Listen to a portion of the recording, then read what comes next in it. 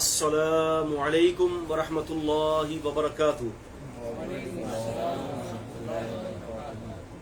الحمد للہ وحدہ والصلاة والسلام علی من لا نبی بعدہ، اما بعد فاعوذ باللہ من الشیطان الرجیم، بسم اللہ الرحمن الرحیم۔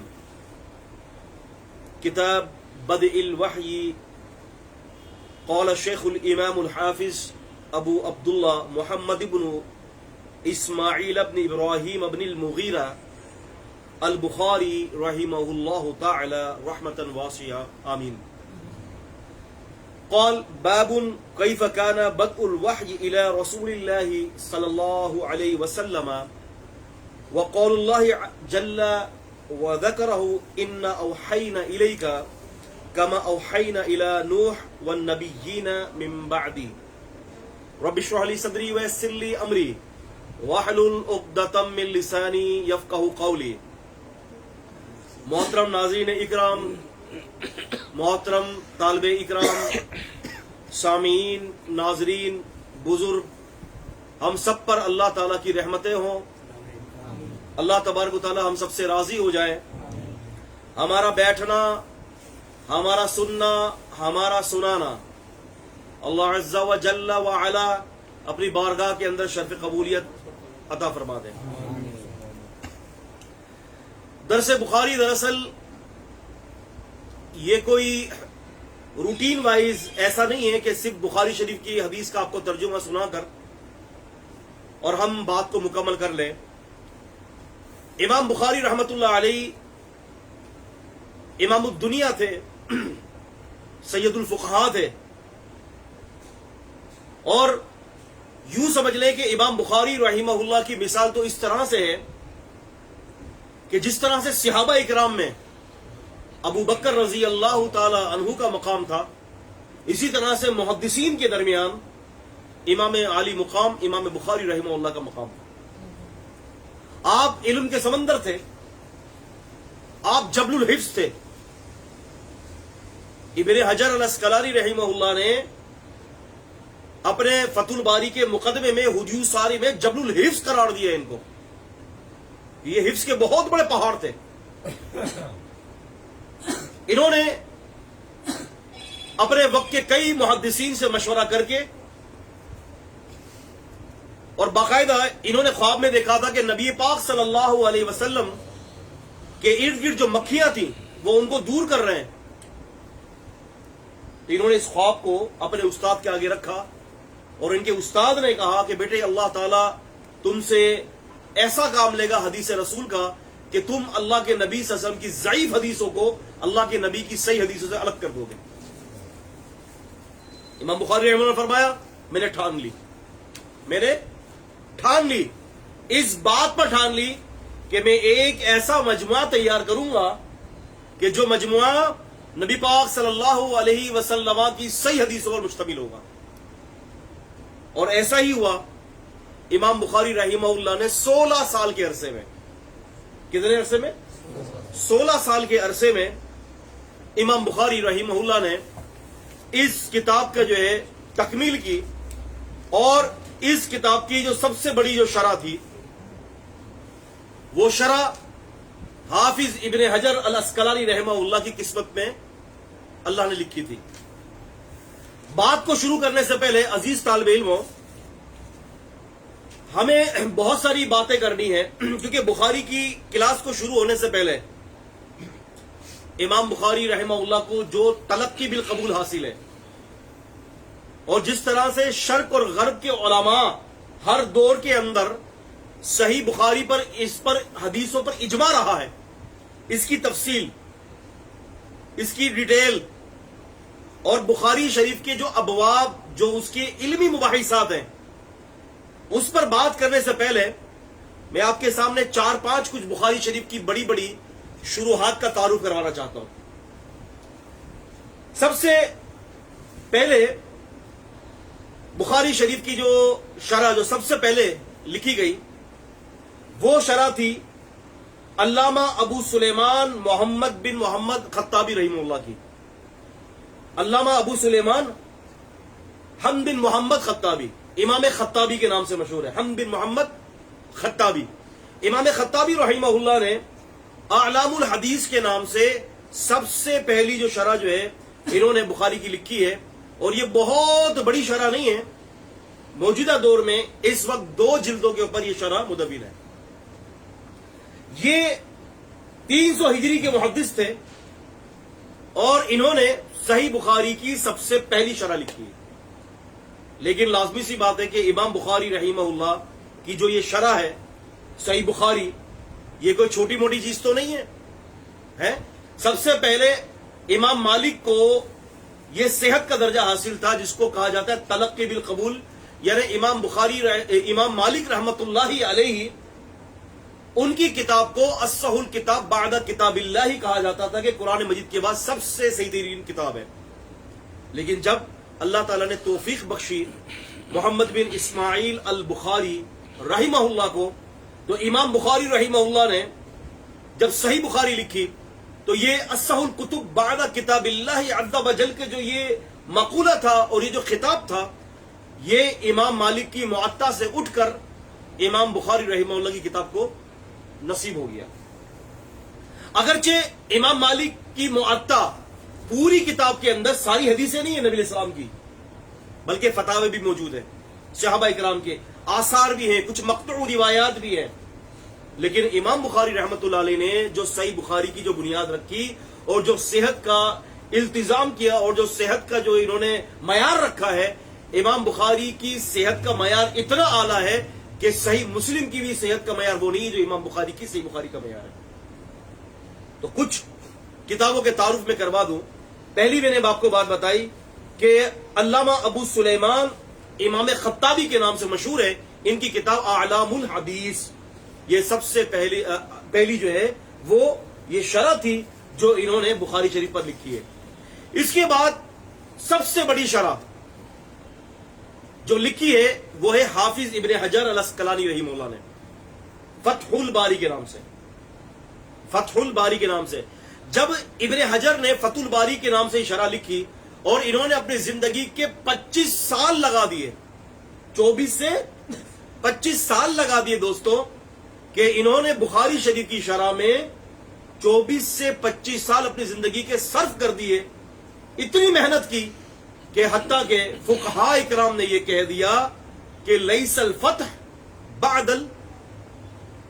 لیس الحجرہ بعد الفتح، فقہاء نے کہا کہ لیس الحجرہ بعد الفتح، کہ اب ہجرت نہیں ہے فتح کے بعد، ہجرت نہیں ہے فتح کے بعد۔ کیا مراد؟ فتح سے مراد فتح الباری، ہجرت سے مراد کہ فتح الباری کے بعد اب کہیں اور جانے کی ضرورت نہیں ہے، کسی اور شرح کی دیکھنے کی ضرورت نہیں ہے۔ امام بخاری رحمت اللہ علیہ کی اس کتاب کی جو بڑی اعلیٰ کتاب ہے، اس کے اوپر جو ابن حجر الاسقلانی نے لکھا ہے، اب اس کے بعد ہمیں کچھ اور ضرورت نہیں کہ ہم کہیں جائیں۔ یہ کئی فقہاء نے یہ بات لکھی کہ لیس الحجرہ بعد الفتح، کہ فتح الباری کے بعد اب کہیں اور دیکھنے کی ضرورت نہیں ہے۔ حافظ ابن حجر الاسقلانی رحمت اللہ علیہ نے یہ کتاب بڑی عمدہ لکھی ہے، اور آپ نے اس میں تفصیل سے اپنے مقدمے کے اندر حدیث ساری کے اندر پوری کتاب کا ایک جلد پر، جو کہ ابھی اس وقت 700 صفحات پر جو ہے ان کا مقدمہ ہے، اس پر انہوں نے پوری اپنی فتح الباری کا مقدمہ لکھا ہے۔ فتح الباری کے اوپر بھی ایک الگ کام ہوا ہے۔ فتح الباری کے اندر جو ہے وہ ابن حجر نے جو روایات پیش کی ہیں، ایک محقق نے انیس الباری کے نام سے ان روایات کو الگ ترتیب دیا ہے، اور وہ کتاب بھی 12 جلدوں پر مدون ہو چکی ہے، 12 جلدوں پر۔ تو فتح الباری کے اندر حافظ ابن حجر نے صرف حدیث کی شرح نہیں کی، بلکہ ابن حجر اسقلانی نے حدیث کے متعین معاملات کو طے کیے، اس کے اوپر پھر رجال پر بھی بحث کی ہے۔ ابن حجر اسقلانی نے ربط کے اوپر بھی بیان کیا ہے کہ بخاری کا ایک باب کا دوسرا باب سے کیا ربط ہے، یہ ساری تفصیلی بحث ہے۔ اور میں آپ کو بڑی ایک علمی بات اور بڑی ہی لذیذ بات اور بڑی مفید بات بتاؤں کہ الحمدللہ ہماری آج کی کلاس میں تھوڑی سی روشنی ڈالوں گا اس پر، اگلی کلاس جو ہماری ہوگی صرف اس بات پر ہوگی کہ صحیح بخاری کے امام بخاری نے 97 چیپٹرز قائم کیے ہیں۔ کتنے؟ 97 چیپٹرز، یعنی سب سے پہلا جو باب ہے وہ کیا چل رہا ہے ہمارا؟ وحی کا بیان، کتاب الوحی، ٹھیک ہے، اور سب سے آخری کون سا ہے؟ کتاب التوحید ورد علی الجہمیہ۔ اب ان کے مابین پہلی بات وحی کی اور آخری بات توحید کی. ان کے بابین جتنے بھی انہوں نے کتابیں مقرر کی ہیں ہر کتاب کا پچھلی کتاب سے ربط موجود ہے. انشاءاللہ اگلی کلاس کے اندر ہم آپ کو وہ ربط لکھوائیں گے اور سارے طالب علموں کو لکھنا ہے. وہ ربط جو ہے سارے طالب علموں کو لکھنا ہے. اور میں مزے کی بات بتاؤں آپ کو کہ اس ربط پر تفصیلی بحث حافظ ابن حجر رحمۃ اللہ علیہ کے استاد امام بلقینی نے کیا ہے اپنی کتاب کے اندر, اور حافظ ابن حجر نے بھی تھوڑی سی روشنی ڈالی ہے. باقی یہ ربط ہر جگہ پر آپ کو نہیں ملے گا. خیر, تو دو شرح آپ کے سامنے میں نے ذکر کی ہیں, ایک امام خطابی کی اور ایک شرح میں نے ذکر کی آپ کے سامنے ابن حجر الاسقلانی کی. تیسری شرح ہے ابن رجب الحنبلی رحمہ اللہ کی. ابن رجب الحنبلی رحمۃ اللہ علیہ کی یہ شرح ان کی بخاری شریف کی بہترین شروحات میں سے ہے. لیکن بدقسمتی سے جو ہے آپ یوں سمجھ لیں, ایک تو انہوں نے اپنی زندگی کے آخری وقت کے اندر یہ کتاب کی شرح شروع کی اور کتاب الصلاۃ کے 9ویں باب سے لے کر کتاب الصلاۃ کا ایک باب ہے الاشارہ فی الصلاۃ, الاشارہ فی الصلاۃ, یعنی 1234 حدیثوں کی شرح ہے. 4 سے 5 جلدوں پر جو ہے یہ شرح اس وقت مارکیٹ کے اندر ہے, اور ہمارے ادارہ تحفظ حدیث فاؤنڈیشن کے مکتبے کے اندر الحمدللہ صحیح بخاری کی تقریباً کم و بیش جو ہے وہ 30 کے قریب شروحات موجود ہیں اور اس میں یہ شرح بھی موجود ہے. تو الحمدللہ انہوں نے ابن رجب الحنبلی جو کہ عقیدتاً اہل السنہ کے ساتھ تعلق رکھتے تھے, اور انہوں نے اس کے اندر بڑی ہی زبردست تفصیلی بحث کی ہے. اور ابن رجب نے یہ آخری عمر کے اندر, یعنی جب اللہ تعالیٰ توفیق دے دے کسی کو کام کی, جب بھی اللہ توفیق دے دے, بہت سارے ایسے شارحین ہیں, بہت سارے ایسے علماء ہیں کہ ان کو توفیق کی ان کے آخری وقت میں ہوئی. اسی لیے ہم اللہ سے دعا کرتے ہیں کہ اللہ ہمیں اپنی زندگیوں کے اندر نیک کام کی توفیق بخش دے, ہمیں نیک کام کی توفیق بخش دے. میں اپنے ناظرین کو کہہ رہا ہوں کہ جو ناظرین مجھے دیکھ رہے ہیں توجہ کے ساتھ, آپ سے بھی اگر ہو سکے تو آپ کاپی وغیرہ لے لیں اور ان پوائنٹس کو لکھیں. انشاءاللہ اللہ تعالیٰ کی توفیق, اللہ نے زندگی دی, اللہ رب العالمین توفیق دیں گے تو بخاری شریف اگر ہماری مکمل ہو جائے گی تو میں آپ کو بتاؤں امت کے اندر جو اس وقت اور قدیم جتنے بھی فرقے ہیں 100 سے زیادہ تعداد کے اندر ان سب کا علمی رد ہو جائے گا. کیسا رہے گا؟ سب کا علمی رد اللہ تعالیٰ کروائیں گے اور میرا اللہ یہ کام لیں گے. اور وَذَلِكَ عَلَى اللَّهِ يَسِيرًا, اور یہ کام میرے اللہ کے لیے بڑا آسان ہے. ہم خود نہیں بیٹھے, ہمیں اللہ نے بٹھایا ہے اور یہ کام ہم خود نہیں کر رہے, اللہ پاک کروا رہے ہیں. اللہ اس کام کو امت تک پہنچا دے, سب کے لیے ہدایت کا ذریعہ بنا دے اور ہماری قبر کے لیے توشہ بنا دے. عزیزان گرامی, یہ 3 شروحات ہو گئی. چوتھی شرح جو ہے علامہ عینی حنفی نے لکھی ہے. علامہ عینی کی عمدۃ القاری ہے جو کہ اس وقت 24 جلدوں پر مارکیٹ میں ہے. عمدۃ القاری یہ بخاری شریف کی بہت بڑی شرح ہے. لیکن میں آپ کو یہ ذرا بتا دوں, چونکہ یہ علمی حلقہ ہے, یہاں ہم خیانت نہیں کریں گے, یہاں ہم کسی کو جو ہے خوش کرنے کے لیے نہیں بیٹھے سوائے اللہ تعالیٰ کی ذات کے. ہم بات کریں گے صحیح بات. علامہ عینی کی یہ جو شرح ہے بخاری شریف کی, دراصل یوں سمجھ لیں کہ اس شرح کے اندر آپ کو تشریح اور توضیح زیادہ تر آپ کو اس شرح کے اندر حافظ ابن حجر کی غلطیاں نکالتے ہوئے ملیں گی. ایسا لگتا تھا کہ انہوں نے یہ شرح ابن حجر رحمہ اللہ کی جو ہے وہ غلطی نکالنے کے لیے لکھی ہے. اور یہ بھی بعض علماء کے نزدیک مشہور ہے کہ اگر فتح الباری نہ ہوتی تو علامہ عینی حنفی رحمہ اللہ کی عمدۃ القاری بھی نہ ہوتی. عمدۃ القاری بھی نہ ہوتی. عمدۃ القاری دراصل ان کے ٹسل میں لکھی گئی ہے, اور دراصل یہ اس کے اندر تساہمات اور اس کے اندر دراصل یوں سمجھ لیں کہ حنفی مذہب کے دفاع پر یہ شرح لکھی گئی ہے. اور انہوں نے اس کے اندر بہت تفصیلی, زیادہ تو حدیث کی شروعات تو ابن حجر کی فتح الباری سے ہی لی ہے, لیکن یہ سمجھ لیں کہ اس کے اندر زیادہ تر مضمون جو ہے نا, جو شرح ابن حجر نے کیا انہوں نے وہاں سے اٹھا کر یہاں پیسٹ کر دیا. چونکہ یہ علمی مسئلہ ہے اسی لیے میں نے یہاں پر جو ہے وہ ذکر کر دیا ہے. اس کے علاوہ 5ویں شرح انور شاہ کشمیری. انور شاہ کشمیری حنفی بہت بڑے عالم ہیں. ان کی جو صحیح بخاری کی شرح ہے فیض الباری, یہ 5ویں شرح فیض الباری انور شاہ کشمیری رحمہ اللہ کی ہے. انور شاہ کشمیری کو امام العصر کے القابات سے نوازا گیا ہے, محدث العصر, امام العصر. لیکن ان کی یہ جو فیض الباری جو ہے دراصل حقیقت کی روشنی میں اگر دیکھا جائے تو یہ فیض الباری حنفیت کے مذہب کو ثابت کرنے کے لیے، بخاری شریف سے حنفیت کے مذہب کو ثابت کرنے کے لیے۔ یہاں پر میں آپ کو ایک نوٹ بھی لکھواتا چلوں۔ احناف نے کہا، بعض احناف نے، کہ امام بخاری جو ہے ان کا رجحان حنفیت کی طرف، شافیوں نے کہا امام بخاری رحم اللہ کا رجحان شافیت کی طرف، طبقات شافیہ میں اس کو ذکر کر دیا۔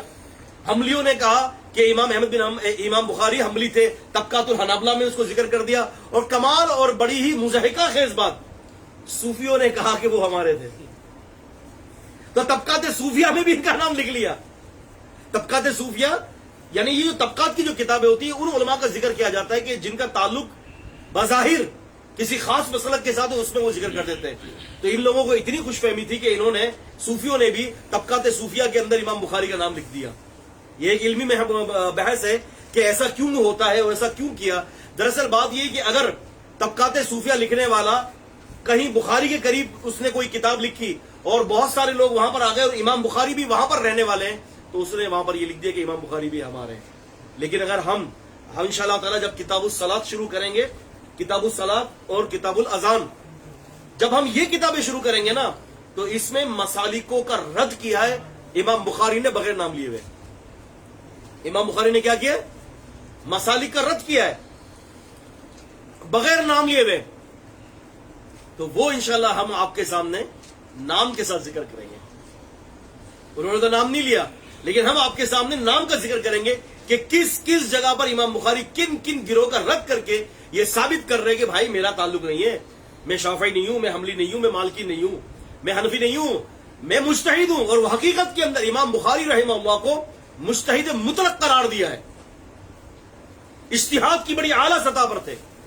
اور اللہ تعالیٰ نے امام بخاری کو کیا حافظہ نوازا تھا، 16 سال کی عمر میں جبل الحفظ ہو گئے تھے، نبی پاک صلی اللہ علیہ وسلم کے ہزاروں حدیثوں کے حافظ۔ ایک دفعہ ایک اپنے استاد کی مجلس میں تھے امام بخاری رحمہ اللہ۔ اب ہوا یہ کہ دوسرے طالب علم سارے لکھ رہے تھے حدیث، امام بخاری نہیں لکھ رہے، ہزاروں حدیثیں لکھوائے، امام بخاری رحمہ اللہ لکھ نہیں رہے تھے۔ طالب علموں نے کہا کہ یار یہ کیا بات ہوئی، ہم حدیثیں لکھتے ہیں، ہم حدیثیں نہیں لکھتے۔ امام بخاری نے فرمایا رحمہ اللہ، تم نے جو حدیثیں لکھی ہیں تم میرے سامنے پیش کر دو، مجھے ساری حدیثیں یاد ہیں جو تم نے لکھی ہیں، اور میں سناؤں گا، تم چیک کرو۔ محدثین فرماتے ہیں کہ امام بخاری رحمہ اللہ نے زبانی وہ حدیثیں پڑھنا شروع کی، جنہوں نے ہاتھ سے لکھا تھا وہ امام بخاری کی زبانی یادداشت پر اپنے ہاتھ کی تحریروں کو درست کر رہے تھے، ہاتھ کی تحریروں کو درست کر رہے تھے۔ اسی لیے تو میں نے آپ سے کہا کہ فقہا اس بات کو سمجھتے ہیں کہ امام بخاری رحمہ اللہ کا ایک بہت بڑا مقام تھا محدثین کی نگاہوں میں، بہت بڑا نام تھا۔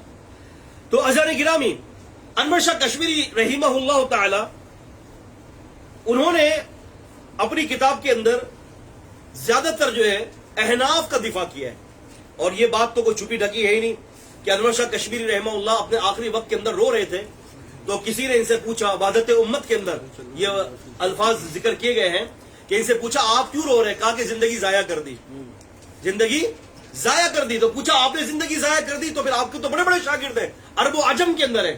کہتے ہیں کہ ہاں میں نے زندگی ضائع کر دی، کیوں کہ پوری زندگی حدیث کو پڑھنے اور پڑھانے میں یہی بات کے اوپر ہماری کوشش رہی کہ کسی بھی طریقے سے ہمارے امام کی کوئی بات، کوئی مسئلہ ثابت ہو جائے، بس اسی کوشش میں ہم نے زندگی گزار دی اور ہم نے اپنی زندگی کو ضائع کر دیا۔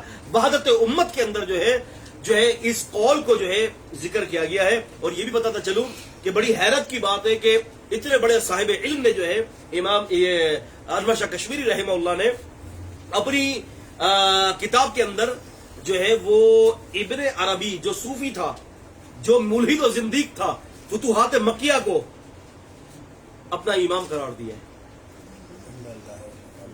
کیا کہا ہے؟ امام شیخ اکبر قرار دیا ہے۔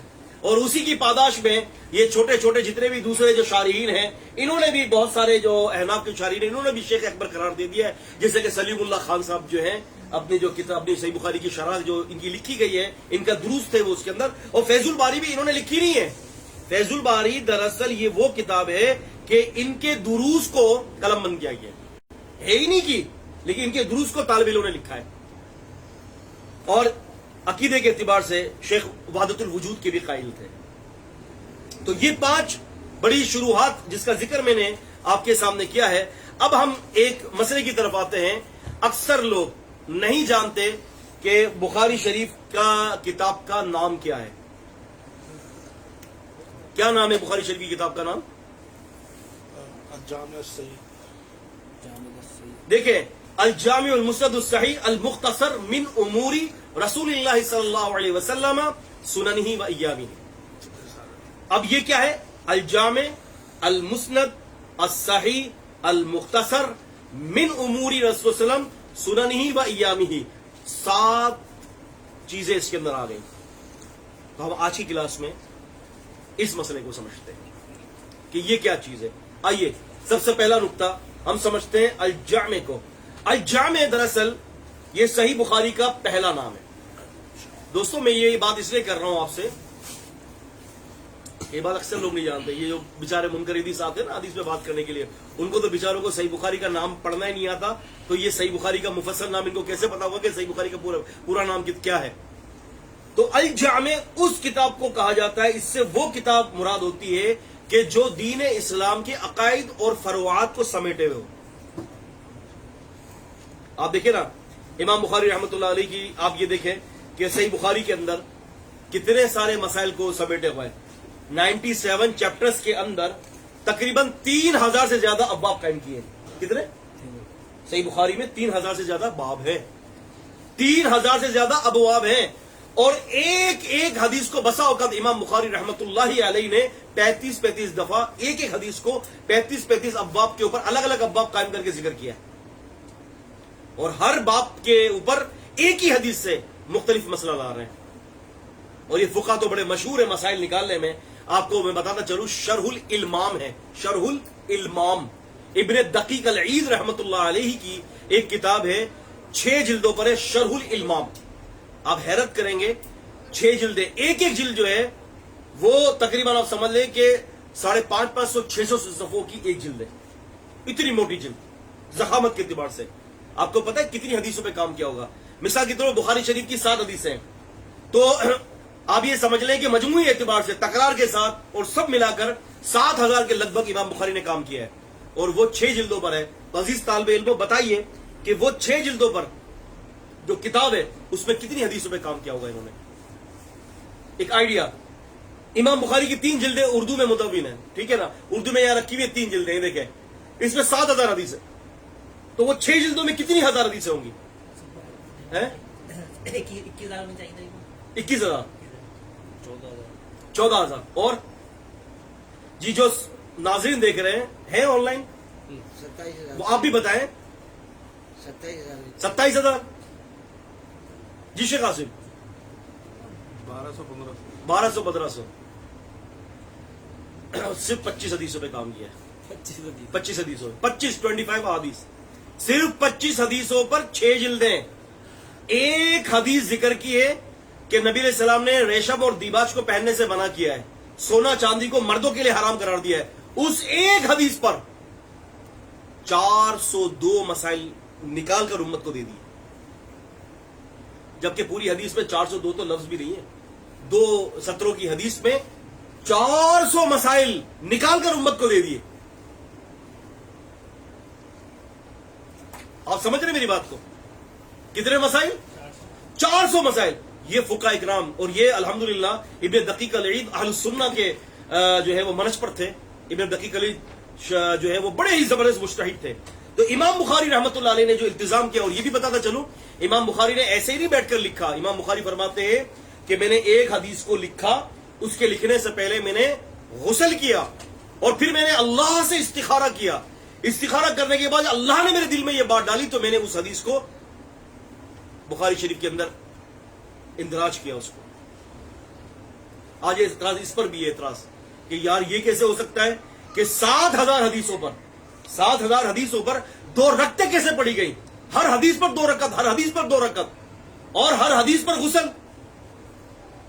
تو میں یہ آپ کو بتاتا چلوں، میں یہ بات کسی کو بھی نہیں پتا، بطور امام بخاری کے اس کے دفاع پر، بطور تشکر کے، بطور شکرانے کے میں یہ بات بتاتا چلوں، اللہ رب العالمین کی رحمت اور فضل کے ساتھ میں نے جب عون الباری لکھی تھی، عون الباری فی مناسبات تراجم البخاری، اس کے اندر 400 سے زیادہ روایات اس میں ذکر کی گئی ہے. الحمدللہ اللہ کے حکم سے ہر حدیث کو لکھنے سے پہلے میں نے بھی امام بخاری کی طرح 2 رکعت پڑھی تھی.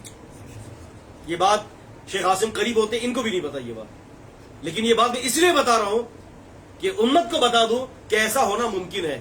جب میرے جیسا طالب علم جو کسی فہرست میں ہی نہیں ہے, بالکل حقیر ناکارہ, بالکل فقیر, اپنی حیثیت کے اعتبار سے زیرو ہے, کچھ بھی نہیں, حقیر فقیر ناکارہ, اس سے اللہ نے یہ کام لے لیا کہ 2 جلدوں پر وہ روایات کو جمع کرنے میں نے ہر حدیث کے پہلے 2 رکعت پڑھ کے اللہ سے دعا کی ہے. اور آج الحمدللہ وہ کتاب مارکیٹ کے اندر ہے, عون الباری فی مناسبات تراجم البخاری کے نام سے موجود ہے. تو امام بخاری کے لیے کیوں کر مشکل ہوگا, جبکہ ان دنوں کے اندر تو دنوں کے اندر برکتیں بھی تھیں. آپ دن چھوٹے ہو گئے, ان دنوں کے اندر برکتیں تھیں, ان کے اعمال میں برکتیں تھیں, ان کا تعلق اللہ سے بڑا مضبوط تھا. عزیز طالب علموں, ہر کام کے لیے اللہ سے تعلق ہونا بڑا مضبوط, بڑا ضروری ہے. تو دوستوں, الجامع کس کتاب کو کہا جاتا ہے؟ الجامع اس کتاب کو کہا جاتا ہے کہ جس کے اندر ایسے ابواب ہوں جو عقائد اور فروع کے مسائل کو سمیٹے وہ. سمجھ میں آئی بات؟ تو صحیح بخاری کا پہلا نام کیا ہے؟ الجامع. دوسرا نام صحیح بخاری کا وہ کیا ہے؟ وہ ہے الصحیح, المسند. جامع اور دوسرا ہے المسند. المسند 2 چیزوں کے اوپر قائم ہے, 2 علمی نقطوں پر قائم ہے. اس کی تمام حدیثیں جو ام الکتاب ہے وہ متصل اسناد ہونی چاہیے, متصل اسناد ہونی چاہیے, یعنی سند کے اندر انقطاع نہ ہو. انقطاع کس کو کہتے ہیں؟ فار ایگزامپل, امام مالک نے کہا کہ سمعت النافع, میں نے نافع سے سنا. نافع کہتے ہیں کہ میں نے سیدنا عبداللہ بن عمر سے سنا رضی اللہ تعالی عنہما, اور وہ کہتے ہیں کہ سمعت النبی صلی اللہ علیہ وسلم, میں نے اللہ کے نبی سے سنے. اب یہ سند کیا ہونی چاہیے؟ اس کے اندر انقطاع نہیں ہونا چاہیے. انقطاع یہ ہو گیا کہ اگر مثال کی طور پر امام مالک کہتے ہیں کہ سمعت نافع, میں نے نافع سے سنا ہے, اگر امام مالک اور امام نافع کے درمیان ملاقات ثابت نہیں ہے تو وہ سند منقطع ہو جائے گی. یاد رکھیں, صحیح بخاری کے اندر جتنی بھی اصول میں روایت نقل کی گئی ہیں, اس کو قلم بند کر لیجئے گا, جتنی بھی صحیح بخاری میں اصول میں روایت کی گئی ہیں وہ ساری کی ساری صحیح الاسناد ہے, ساری کی ساری صحیح الاسناد ہے. اس کے اندر نہ انقطاع ہے, نہ اس کے اندر کوئی ایسا راوی ہے کہ جو راوی جو ہے وہ عقیدتاً, اور وہ راوی منکر حدیث ہو, راوی جو ہے وہ حافظے کا خراب ہو یا متہم بالکذب ہو. بخاری کے اندر کوئی ایسا راوی نہیں ہے. اور جس لوگوں نے بخاری کے راویوں کو اس طرف گھسیٹنے کی کوشش کی, انشاءاللہ ہم درس بخاری کے اندر رجال بخاری پر بھی بات کریں گے, تو اس کے اندر جب بھی کسی راوی پر کوئی کلام ہوگا تو انشاءاللہ ہم آپ کو اس کے اوپر نوٹ لکھوائیں گے. تو فرمایا کہ پہلی بات یہ ہو گئی کہ اس کے اندر متصل الاسناد ہو, اور المسند کی دوسری بات وہ یہ ہے کہ تمام حدیثیں مرفوع ہو, نبی پاک صلی اللہ علیہ وسلم تک پہنچتی. یہ اس کی تعریف ہے. الصحیح, الصحیح تیسرا لفظ الصحیح ہے جس کا مطلب مسند حدیث ہے, اور تقریباً جتنی بھی روایات ہوں جو اصول میں بیان کی گئی ساری کی ساری صحیح ہوں. اور حقیقت کے اندر بخاری شریف کے اندر سمجھ لیں کہ اگر 95 روایت معلق روایات ہے. معلق کس کو کہتے ہیں, کس کو پتا ہے؟ معلق روایات, جیسے کہ امام بخاری نے کوئی حدیث نقل کر دی, وہ تو نقل کر دی, نیچے کسی صحابی کا قول بطور استشہاد پیش کر دیا, بطور تائید پیش کر دی, نیچے کو قول کسی صحابی کا, کسی تابعی کا قول کر دیا, تو وہ معلق روایات ہے. تو تقریباً سمجھ لیں کہ جو ہے امام بخاری نے 95 معلق روایت کو جمع کیا ہے. کچھ ائمہ نے اس کے اوپر کلام کیا ہے, لیکن مجموعی طور پر جو ہے وہ کلام ایسا نہیں ہے کہ جس کی صحت اس کی خراب ہو جائے. اس معلق روایت کی بھی صحت اچھی ہے. جیسے کہ ایک مسئلے پر بات کرتے ہوئے امام بخاری نے معلق روایت قائم کر دی کہ جی جو ہے وہ ایک صحابیہ تھی, وہ نماز کے اندر اس طرح سے بیٹھا کرتی تھی جس طرح سے مرد بیٹھتے ہیں, اور وہ صحابیہ بڑی فقیہہ تھی. معلق روایت نقل کر دی, تو اس کو کہتے ہیں. اور تیسری صفت ہے صحیح بخاری کی صحیح, وہ میں نے آپ کو بتا دیا کہ صحیح کس کو کہتے ہیں. اور اس کے علاوہ چوتھی صفت ہے المختصر. المختصر سے مراد کیا ہے کہ اس کے علاوہ بھی بخاری شریف کے علاوہ بھی بہت ساری صحیح حدیثیں اور بھی ہیں. ہمارے منکر حدیث بھائی کہتے ہیں کہ جب بخاری شریف کے اندر جب حدیثیں موجود ہیں تو پھر دیگر محدثین نے کیوں نقل کیا؟ تو بھائی امام بخاری خود فرماتے ہیں کہ میں نے ساری حدیثوں کا احاطہ نہیں کیا، میں نے مختصر اس کتاب کو جمع کیا ہے. اس کے علاوہ بھی دیگر صحیح حدیثوں کے جو ہے وہ امکانات بھی ہیں اور موجود بھی ہیں. ان کے علاوہ مسلم شریف کے اندر بھی ساری حدیثیں صحیح ہیں.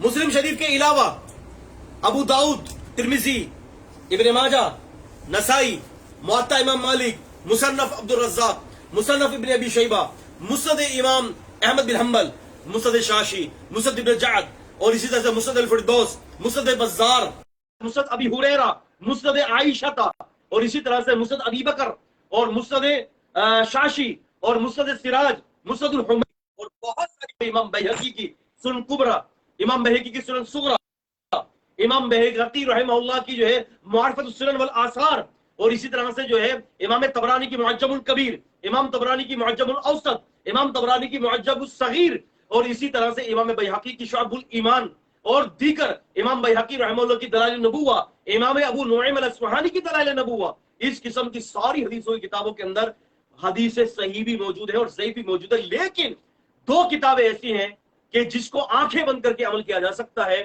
وہ ہے بخاری اور مسلم، جس کو ہم کہتے ہیں متفق علیہ.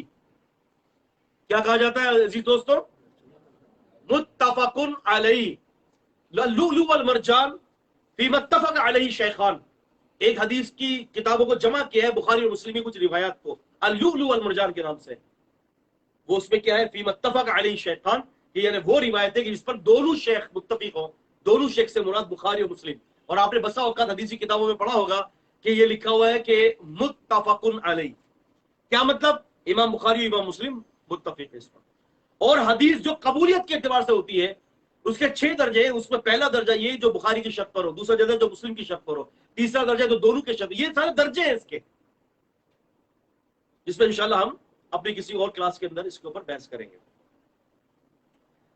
تو اب ہم بات کر رہے تھے المختصر. تو مختصر سے مراد یہ ہے کہ انہوں نے صحیح حدیثوں کو جو بندوبست کیا ہے، اس کے علاوہ اور بھی دوسری صحیح حدیثیں ہیں.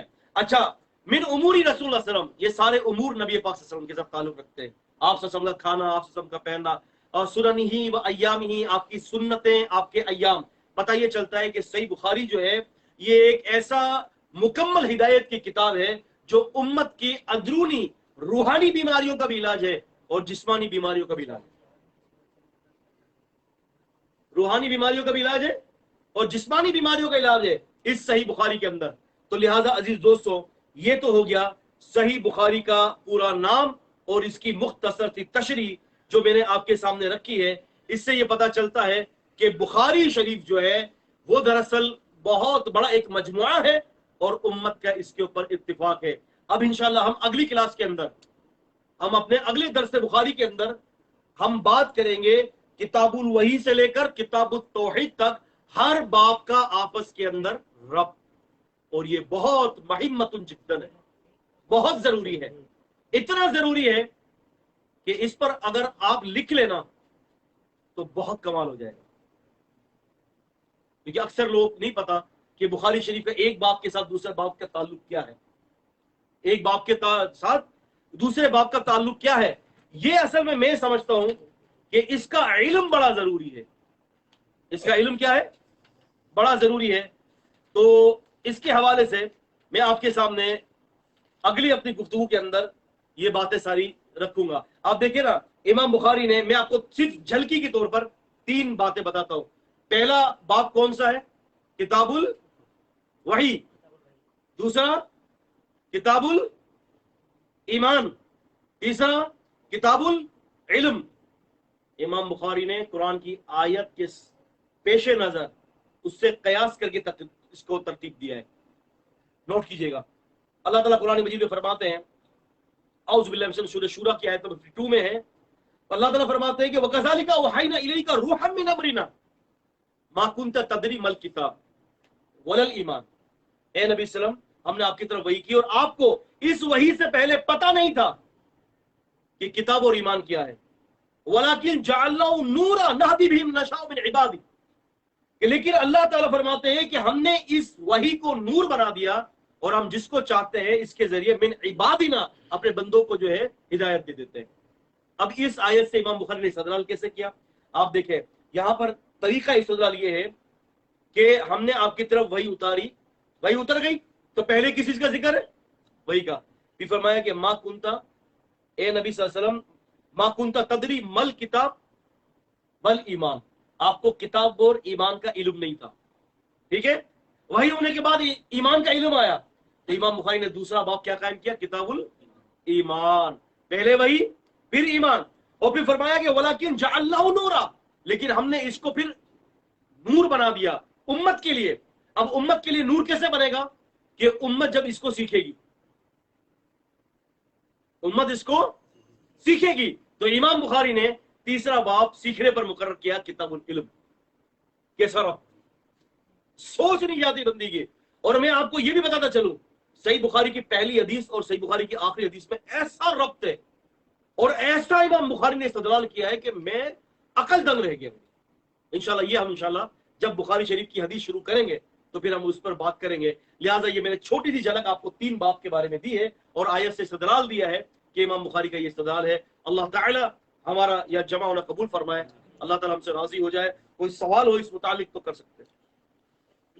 میرا سوال یہ ہے جی، کہ محمد علی مرزا کہتا ہے کہ صحابہ کرام نعوذ باللہ مرتد ہو گئے تھے، محمد علی مرزا، اس کی حقیقت بات ہے۔ محمد علی مرزا کا کہنا یہ ہے کہ نعوذ باللہ من ذالک صحابہ اکرام مرتد ہو گئے تھے۔ اصل میں اس نے واضح طور پہ یہ نہیں کہا، لیکن لپٹے ہوئے کلمات کے اندر اس نے صحابہ اکرام کو نعوذ باللہ مرتد کرا دیا، کیونکہ یہ دراصل عقیدہ رافضیوں کا ہے اور محمد علی مرزا کا تعلق بھی کچھ رافضیت کے ساتھ زیادہ ہی ہے، ٹھیک ہے؟ وہ کیسے؟ وہ اس طرح سے کہ رسول اللہ صلی اللہ علیہ وسلم کی حدیث بخاری شریف کی، آپ علیہ الصلوۃ والسلام نے یہ فرمایا تھا کہ میرے سامنے میرے صحابہ پیش کیے جائیں گے اور ان کے اور میرے درمیان آڑ قائم کر دی جائے گی، تو میں کہوں گا کہ یہ میرے ہیں، تو مجھے کہا جائے گا انک لا تدری ما احدث بعدک، آپ کو پتہ نہیں انہوں نے آپ کے بعد دین بدل دیا تھا۔ تو محمد علی مرزا کہتے ہیں دیکھو صحابہ نے دین بدل دیا۔ حالانکہ قاعدہ یہ ہے کہ الحدیث یفسر بعض بعضا، ایک حدیث دوسری حدیث کی تفسیر کرتی ہے۔ یا صحابہ سے مراد نبی پاک صلی اللہ علیہ وسلم کے صحابہ نہیں ہے، یا صحابہ سے مراد وہ منافق جو نبی صلی اللہ علیہ وسلم کے زمانے میں تھے اور بعد میں آنے والے لوگ، ان امتیوں کو صحابہ کہا گیا۔ کیوں؟ کہ لغت کی کتابوں کے اندر صحابی اس شخص کو بھی کہا جاتا ہے جو کسی کا فالوور ہوتا ہے، کیونکہ ایک حدیث اسی باب کے آگے آتی ہے کتاب الفتن کی، رسول اللہ صلی اللہ علیہ وسلم فرماتے ہیں کہ فاقول امتی، میں کہوں گا میری امت کے لوگ ہیں، وہاں اصحابی ہیں اور یہاں امتی ہے، تو پتہ چلا اصحابی سے مراد نبی پاک کی امتی ہے۔ صحابہ اکرام کی تو تعریف اتنی بڑی تعریف ہے کہ وہ شخص صحابی کہلانے کے لائق ہے کہ جس نے نبی صلی اللہ علیہ وسلم کو ایمان کی حالت میں دیکھا اور ایمان کی حالت میں فوت ہو گیا، وہ صحابی ہوتا ہے۔ تو جو اتنے زبردست معیار پر فوت ہوگا تو وہ کیسے منافق ہوگا؟ تو وہ اگر منافق ہو گیا تو وہ صحابی نہیں ہے۔ جی شیخ میرا ایک سوال ہے، محمد شیخ کی تفسیر کے بارے میں کچھ بتائیں۔ محمد شیخ کی تفسیر، محمد شیخ زندیق آدمی، محمد شیخ جو ہے ان کا ادارہ ہے، میرے خیال سے شیخ کون سا IRC اس کا ادارہ ہے، تو یہ زندیق آدمی ہے۔ اس کے زندیق ہونے کے لیے یہی کافی ہے کہ اہل السنہ والجماعہ کا یہ بنیادی اور متفقہ عقیدہ ہے کہ نبی پاک صلی اللہ علیہ وسلم معراج پر گئے تھے اور محمد شیخ معراج پہ جانے کی حدیثوں کا انکار کرتا ہے۔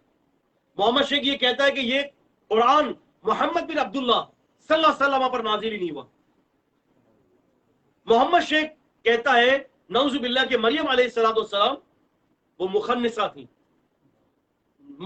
تھی، یعنی نہ عورت تھی نہ مرد تھے، نعوذ باللہ من ذالک، اسی لیے وہ زندیق ہے۔ جی سوال یہ ہے کہ محمد علی مرزا کا عقیدہ کیا ہے؟ محمد علی مرزا کا عقیدہ بالکل وہی عقیدہ ہے کہ جو رافضیوں کا ہے۔ شروع میں یہ بڑے اچھے عقیدے کی طرف چلا تھا اور کبھی کبھی اہل الحدیث کی اور اہل السنہ کی تعریف بھی کرتا رہتا ہے، کیونکہ سب کو ساتھ لے کر چل رہا ہے اس کو، کیونکہ وہ کندھا تو ہم دونوں کا استعمال کر رہا ہے نا۔ اہل الحدیث کا بھی کبھی کندھا استعمال کر لیتا ہے باہر مارنے کے لیے، اور کبھی احناف اور بریلویوں کا بھی کندھا استعمال کرتا ہے۔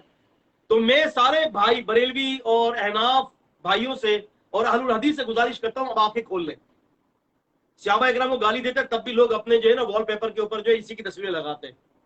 اب یقین مانیں، یعنی اتنی بڑی جرت پیدا کر دی۔ اور آپ دیکھیں اس کے پروگرام جب اس نے امیر معاویہ رضی اللہ تعالیٰ کے خلاف پروگرام کیے، اس کے پروگرام کے نیچے کمنٹس دیکھے کہ صحابہ کرام میں سے خصوصاً امیر معاویہ رضی اللہ تعالیٰ عنہ اور خصوصاً ان کے والد گرامی سیدنا ابو سفیان رضی اللہ تعالیٰ عنہ کو لوگ گالی دے رہے ہوتے ہیں۔ یہ پیدا کر دی نا سر، یہ فضا پیدا کر دی اس نے۔ جب یہ فضا پیدا ہو گئی تو بس ختم۔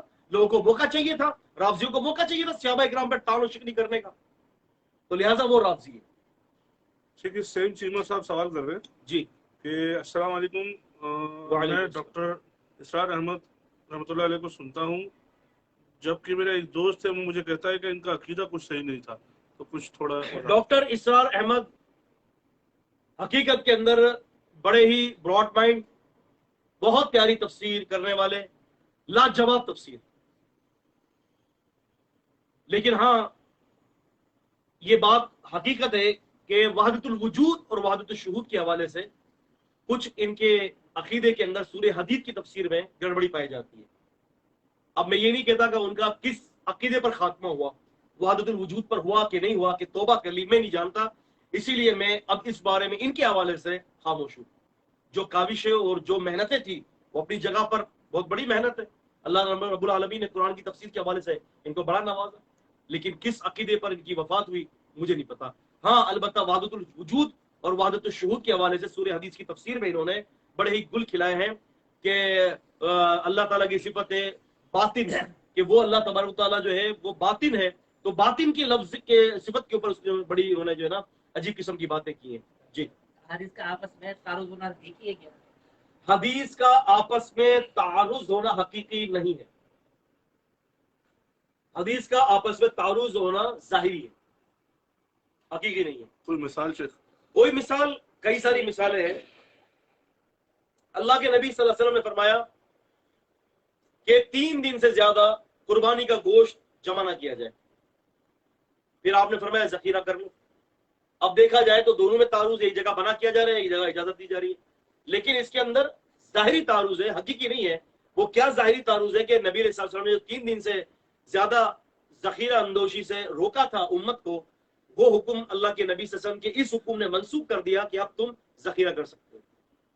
تو لہٰذا یہ کیا ہے، ظاہری تناقضات ہیں، ظاہری تعارضات ہیں، حقیقی تعارض نہیں ہے حدیثوں کے اندر، نہ قرآن کی آیتوں میں حقیقی تعارض ہے نہ حدیث میں۔ جی سوال ہے آپ نے بھی ذکر کیا تھا نور شاہ کشمیری کا، تو آپ نے مطلب مجھے جی یہ جو عتیق شاہ رحمان کشمیری، یہ کون تھے؟ عتیق الرحمان کشمیری حفظہ اللہ تعالیٰ کون تھے؟ ان کے بارے میں تو مشہور تو یہ تھا کہ ان کے کوئی پوتے یا نواسے ہیں، لیکن یہ بات بھی مجھ تک پہنچی ہے کہ وہ ان کے پوتے نواسے نہیں ہیں، واللہ اعلم، انہی سے پوچھا جائے وہی زیادہ صحیح بتا دیں گے۔ جی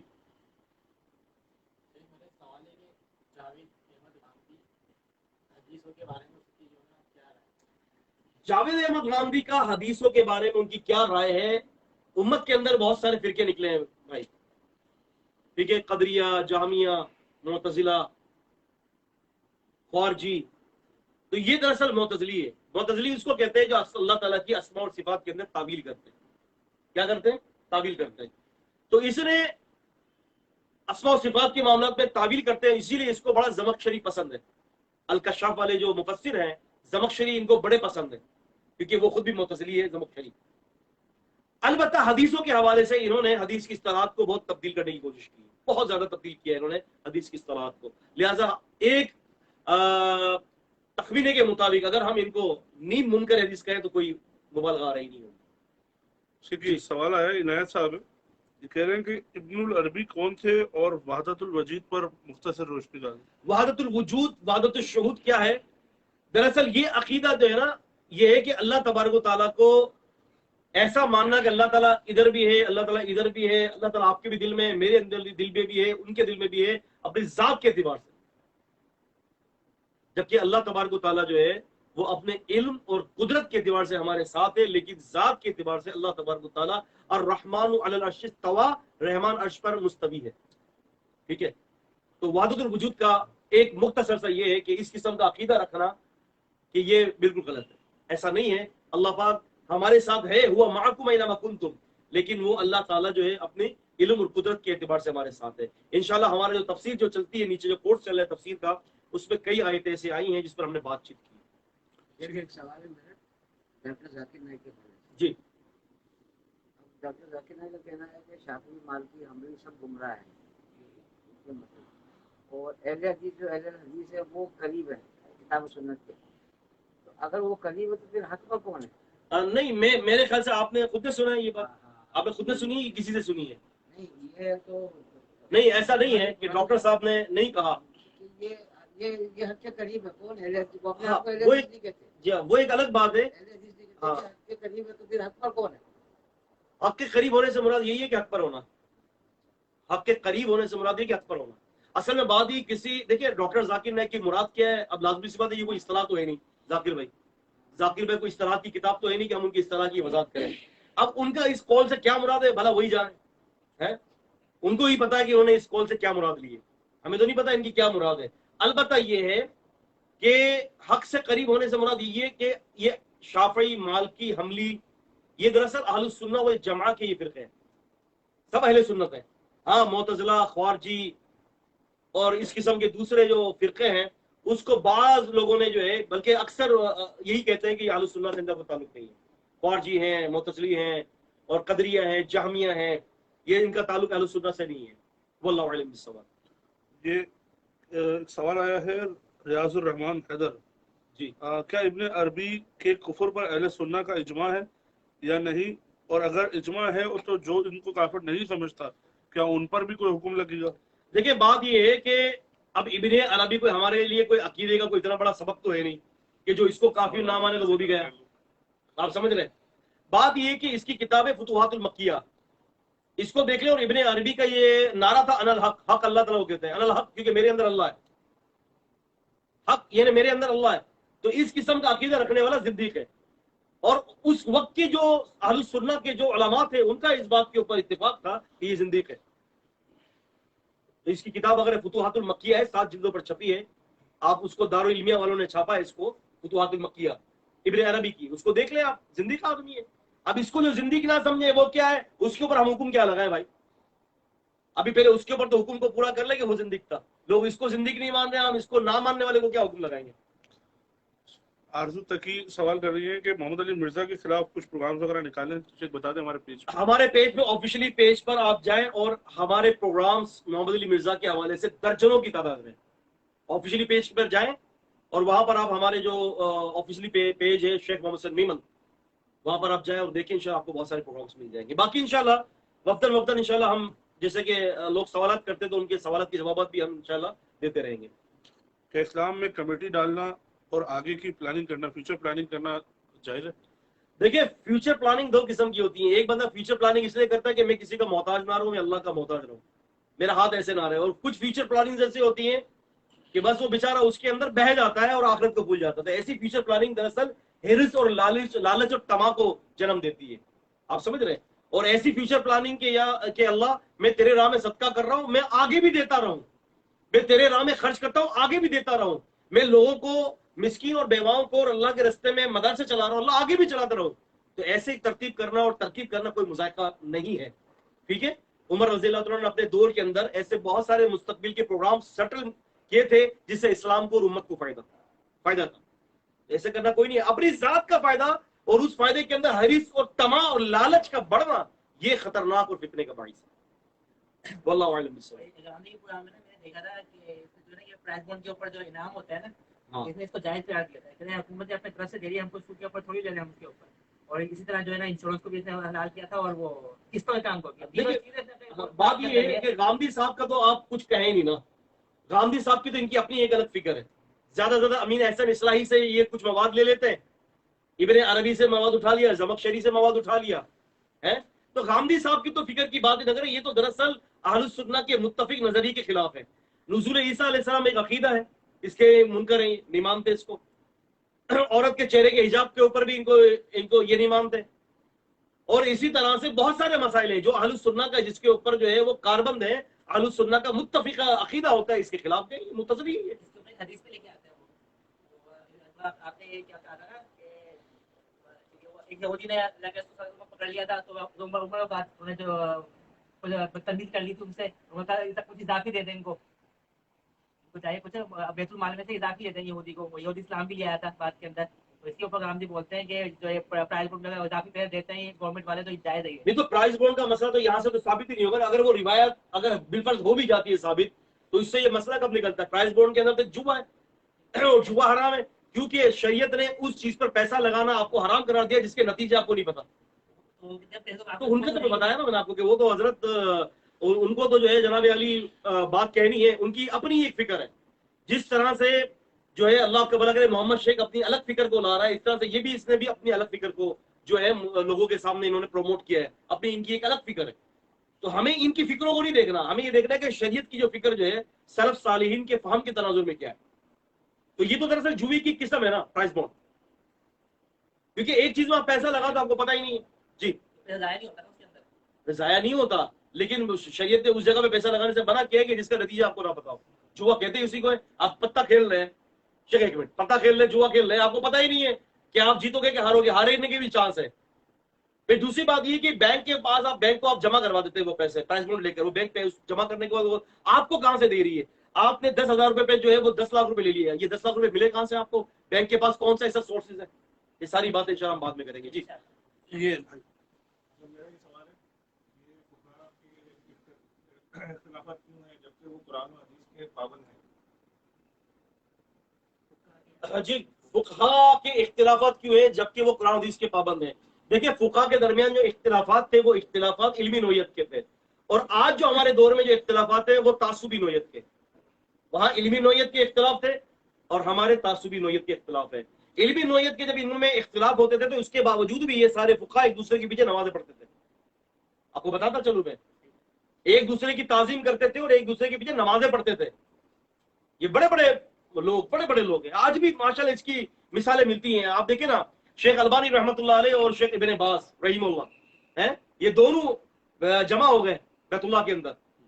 तो शेख इब्न बाज ने फरमाया कि शेख सल्ली बिना कद्दिम, शेख सल्ली बिना, आप आगे चले और आप नमाज पढ़ाएंगे। नहीं, आप हमारे इमाम है, आप नमाज पढ़ाएंगे। शेख इब्न बाज ने कहा कि शेख आप नमाज पढ़ाएं।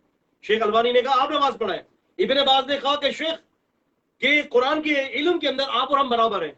अंता इमामुना फिल हदीस, आप हमारे हदीस में इमाम है, आप आगे बढ़े और आप नमाज पढ़ाएं। ये एहतराम, ये क्या है? ये एहतराम है। ये तो आज भी अरब के अंदर उलमा के अंदर ये एहतराम देखा जाता है कि एक मदीने के मस्जिद नबी में एक दर्स हदीस देने वाला शख्स दूसरे मस्जिद नबी के अंदर दर्स हदीस के देने वाले से जब वो मुलाकात करता है तो वो कुर्सी पे बैठे हुए और ये नीचे शागिर्द की तरह बैठे हुए। इतना अदब और एहतराम है। तो जब इनके अंदर इतना है तो फिर फुकहा के अंदर कितना अदब और एहतराम? उनके दरमियान दरअसल इख्तिलाफ इल्मी था, हमारे दरमियान इख्तिलाफ इल्मी नहीं है, हमारे दरमियान इख्तिलाफ तासुबी है। वो एक दफा मनाजरे में हुआ था ना, एक दफा वो शेख दामान भी जिक्र कर रहे थे, मनाजरे में हम गए तो कहते हैं कि मनाजरा था अहनाफ के साथ हमारा, तो मैंने सीधा हाथ उनको जो है वो मुसाफे के लिए तो उन्होंने उल्टा हाथ दे दिया कि क्या हो रहा है, सामने वाली पार्टी ने उल्टा हाथ दे दिया मुसाफे के लिए। और फिर आगे क्या हुआ, बयान करने जैसी बातें नहीं है। देखिए, फैज अहमद साहब सवाल कर रहे हैं कि जिस तरह कुछ अनबिया की वफात का जिक्र जी कुरान पाक में मौजूद है, क्या मोहम्मद रसूलुल्लाह सल्लल्लाहु अलैहि वसल्लम की भी वफात का जिक्र कुरान में मौजूद है? अल्लाह तबारक व तआला ने एक कायदा बता दिया है। अब नाम ले लेकर सबकी वफात का जिक्र अल्लाह ताला नहीं करेगा। अल्लाह ताला ने एक कायदा बता दिया है। वो कायदा क्या है? सूरह आली इमरान की आयत नंबर 85 में कुल्लू नफ्सिन जायकातुल मौत, हर नफ्स को मरना है, खत्म कायदा। अब आप मुझसे डिबेट करेंगे, अच्छा चलो अब आप ये बताओ कि क्या अल्लाह तबारक व तआला ने खजीर अलैहिस्सलाम की भी वफात का जिक्र किया है? इसीलिए लोग खजीर अलैहिस्सलाम की वफात के कायल नहीं है। ये सूफी हजरात जो है ना, वो कहते हैं खजीर साहब जिंदा है। आज भी तो आप मुसाफा करेंगे तो जिसकी ये अंगूठे की हड्डी नहीं होगी समझ लो वो खजीर है अलैहिस्सलाम। क्या क्या लिखा हुआ है, क्या क्या किताबों में और क्या क्या अकीदे हैं ये। तो भाई कानून मौजूद है और नबी पाक को फरमाया गया कि इन्नका मय्यित व इन्नहुम मय्यितून, ए नबी सल्लल्लाहु अलैहि वसल्लम आपको भी वफात पाना है और इन सबको भी मरना है। तो जुमर की आयत 39 सूरत नंबर है, गालिबन आयत नंबर जो है वो 65 है, 30 है। तो ये सारी बातें इस पर दलील है। अल्लाह ताला जी तौफीक बख्शे। जी आपका आखिरी सवाल। हसन नकवी है जो अली मिर्जा के साथ होता है, जी सवाल जवाब करता है। जी ये पहले एक इसाक जानवी के साथ भी था जी। सवाल जवाब। तो ये असल में कौन है? मतलब राबी है या फिर हसन नकवी के बारे में पता नहीं, नकवी से तो रावजी लग रहा है। جیسے کہ مرزا سے رافضی ٹپک رہا ہے، روافضیت ٹپک رہی ہے، نقوی سے بھی ہو سکتا ہے، واللہ عالم کون ہے اصل میں ان کی باتوں سے ہمیں پتہ چلے گا، ان کی باتیں، ان کے عقیدے کیا. ہم کسی کے بارے میں الزام نہیں لگائیں گے، یہ ہمارے یہ اصول ہے. ہاں علمی نوعیت سے جو ہے ہم رد ضرور کریں گے. محمد علی مرزا کے بارے میں رد ہم اس لیے کرتے ہیں کہ جبکہ یہ کوئی اتنی بڑی شخصیت نہیں ہے، اس کو تو حدیث کی عبارت پڑھنا نہیں آتی، وہ تو قرآن کی آیتیں پڑھتا ہے تو اس کو غلطیاں کرتا ہے. ہمارے دوست فاضل دوست نے ان کا بڑا رد کیا ہے، حافظ ابو یحییٰ نونپوری حافظہ اللہ تعالیٰ نے بڑا رد کیا ہے. من شاء فلیرجع ہونا کا وقت یہ کہ ان کو تو عبارت پڑھنا بھی نہیں آتی، عبارت تو بہت دور کی بات ہے، ان کو تو قرآن کی آیت پڑھنا نہیں آتی. لیکن اصل میں ان کی رد کرنے کا مقصد صرف اتنا ہے کہ ان کے خباثت جو ہے وہ امت تک پہنچ جائے. اللہ تعالیٰ ہمارا مددگار ہے. ابھی انشاءاللہ ہماری تفسیر کی کلاس شروع ہونے والی ہے. اللہ تعالیٰ آپ سب کا جمع ہونا قبول فرمائے. انشاءاللہ ہماری اگلی کلاس اگلے ہفتے کو ٹھیک پاکستانی ٹائم کے اعتبار سے 7:30 بجے منعقد ہوگی. آپ سارے ساتھی لوگوں تک بتائیں اس کو اور اس پروگرام کو شیئر کریں. السلام علیکم ورحمۃ اللہ وبرکاتہ.